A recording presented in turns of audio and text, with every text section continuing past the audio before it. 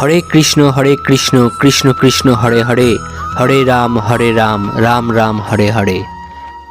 নমস্কার বন্ধুরা, আপনাদের সকলকে মহাকাল থটস ইউটিউব চ্যানেলের পক্ষ থেকে জানাই সুস্বাগতম এবং শিবরাত্রির অভিনন্দন জানাই।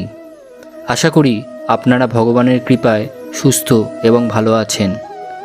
বন্ধুরা, আজকের এই দিনে মহাদেবের এই মন্ত্রটি জপ করলে মহাদেব তার জীবন থেকে সমস্ত রকম দুঃখ, দুর্দশা, কষ্ট দূর করে দেন।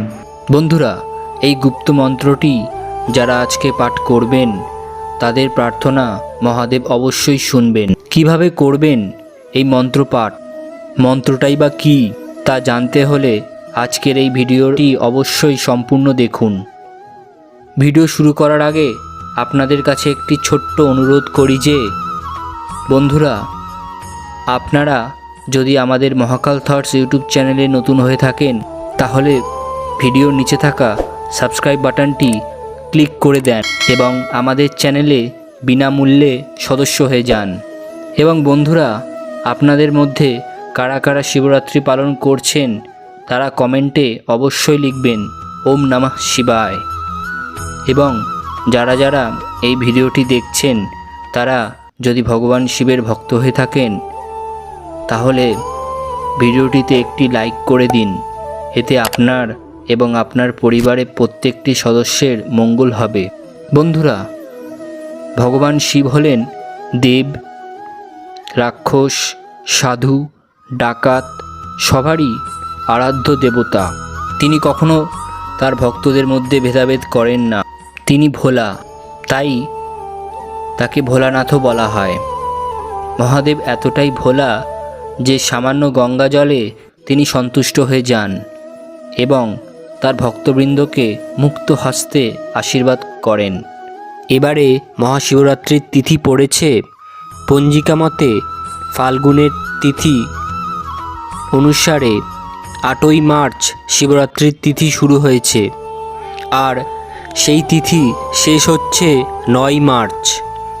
এই তিথির সময় অনুযায়ী 8ই মার্চ রাত 9টা 57 শুরু হচ্ছে শিবরাত্রির তিথি এবং তা শেষ হচ্ছে 9 মার্চ সন্ধে 6টা 17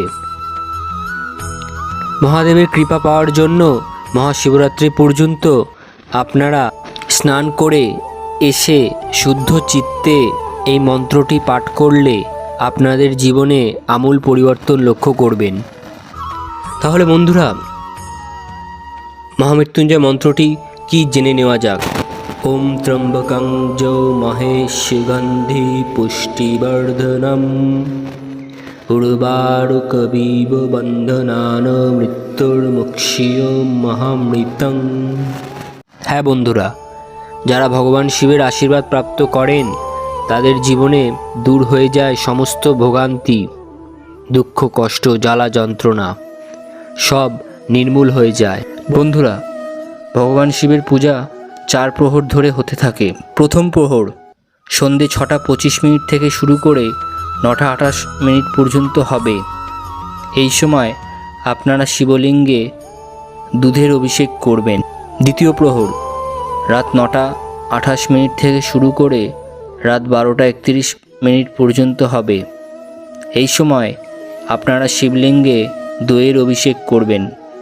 তৃতীয় প্রহর মাঝরাত 12টা 31 থেকে শুরু করে ভোর রাত 3টে 34 পর্যন্ত। এই সময় আপনারা শিবলিঙ্গে ঘিয়ের অভিষেক করবেন। চতুর্থ প্রহর ভোর রাত 3টে 34 থেকে শুরু করে সকাল 6টা 37 পর্যন্ত। এই সময় আপনারা শিবলিঙ্গে মধু দিয়ে অভিষেক করবেন। বন্ধুরা, এবারে মহাশিবরাত্রির শুভ সংযোগ সম্পর্কে একটু জেনে নিই। এবছরে মহাশিবরাত্রিতে 4টি শুভ সংযোগ থাকবে, যার ফলে এই তিথির মাহাত্ম্য বহুগুণ বৃদ্ধি পাচ্ছে। প্রথম যে যোগ আসে তা হলো সর্বার্থ সিদ্ধি যোগ, সকাল 6টা 38 থেকে শুরু করে সকাল 10টা 41 পর্যন্ত। তারপরে আসে শিব যোগ, সূর্যোদয় থেকে 9 মার্চ 12টা 46 পর্যন্ত থাকবে। এরপর আসে সিদ্ধ যোগ, 8ই মার্চ মাঝরাত 12টা 46 মিনিট থেকে শুরু করে 9 মার্চ রাত 8:32 পর্যন্ত থাকবে এবং সবশেষে অর্থাৎ চতুর্থ যে যোগটি আসছে তা হলো শ্রবণ নক্ষত্র। সকাল 10:41 থেকে শুরু করে 10:41 পর্যন্ত থাকবে, তারপর ধনিষ্ঠা নক্ষত্র থাকবে। আজকের দিন ভগবান শিবকে আপনারা অবশ্যই কলকে, নীলকণ্ঠ, ধুত্রা ফুল, আকন্দ ফুল এবং বেলপাতা অর্পণ করবেন। মহাশিবরাত্রির পুজোর মাহাত্ম্য কী?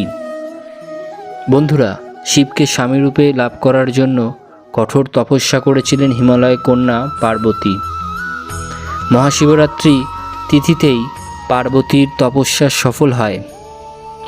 মহিলারা অখণ্ড সৌভাগ্য লাভের জন্য এদিন নির্জলা উপোস করেন কিংবা অনেকে কেবল উপোস করেন ও শিবের আরাধনা করেন। এছাড়াও এই তিথিতে শিবলিঙ্গ রূপে প্রকট হয়েছিলেন মহাদেব, তাই এটি মহাদেবের প্রাক্তোৎসব হিসেবেও পরিচিত। এই তিথিতে শিব পুজো করলে মহাদেবের আশীর্বাদে সমস্ত দুঃখ কষ্ট জ্বালা যন্ত্রণা দূর হয়ে যায়। বন্ধুরা, এবার আপনাদেরকে জানাবো কোন মন্ত্রটি আপনারা জপ করলে ভগবানের তথা ভগবান শিবের আশীর্বাদ সম্পূর্ণরূপে পাবেন এবং আপনার সকল মনস্কামনা পূর্ণ হবে। ভগবান শিবের গায়ত্রী মন্ত্র। এই গায়ত্রী মন্ত্রটি শুনে নেওয়া যাক। জোর করে বসুন এবং মনে মনে আমার সঙ্গে এই মন্ত্রটি উচ্চারণ করুন। পীরুষাও বিদ্মহে মহাদেবায় ধীমহি তন্ন রুদ্র প্রচোদয়াৎ। এই মন্ত্রটি 108 বার জপ করবেন, তাহলে দেখবেন আপনাদের সকল মনের ইচ্ছা পূর্ণ হবে আর আপনাদের সামর্থ্য অনুযায়ী গরিব দুঃখীদের সহায়তা করবেন।